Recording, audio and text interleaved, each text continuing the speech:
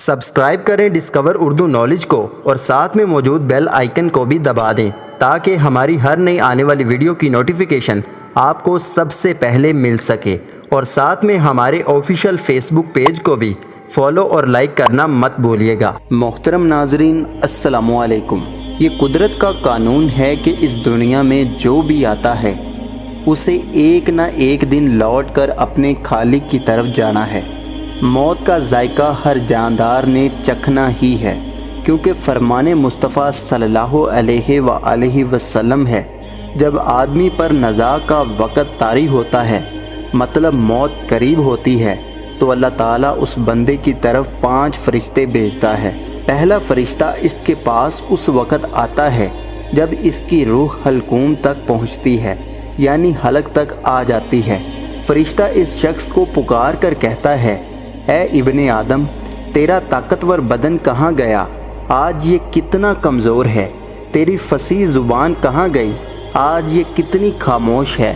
تیرے گھر والے اور عزیز و اقارب کہاں گئے؟ تجھے کس نے تنہا کر دیا؟ پھر جب اس کی روح قبض کر لی جاتی ہے اور کفن پہنا دیا جاتا ہے تو دوسرا فرشتہ اس کے پاس آتا ہے اور اسے پکار کر کہتا ہے، اے ابن آدم، تم نے تنگ دستی کے خوف سے جو مال و اسباب جمع کیا تھا وہ کہاں گیا؟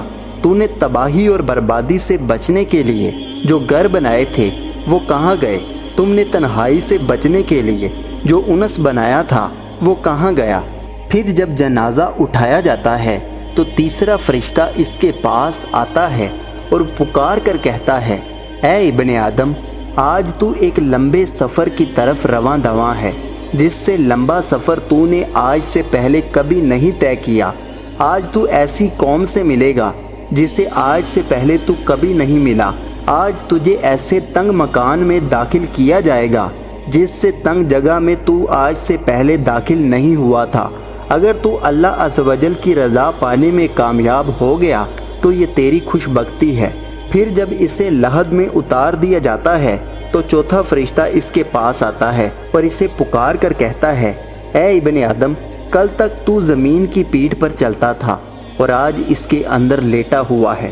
کل تک تو اس کی پیٹھ پر ہنستا تھا، آج تو اس کے اندر رو رہا ہے۔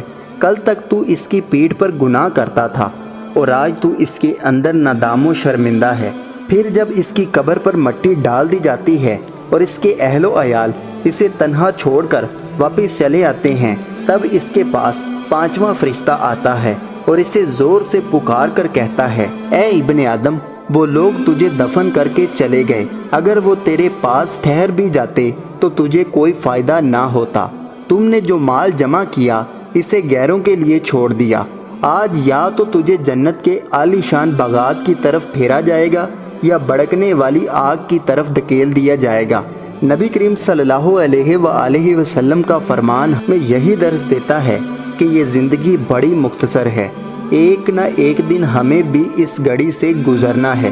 ہمیں نہیں پتہ کب اور کہاں موت آ جائے، اس لیے ہمیں اس وقت کی تیاری کرتے رہنا چاہیے تاکہ قبر کی منزلیں آسان ہوں۔ اللہ رب العزت ہمیں ہدایت کی توفیق عطا فرمائے۔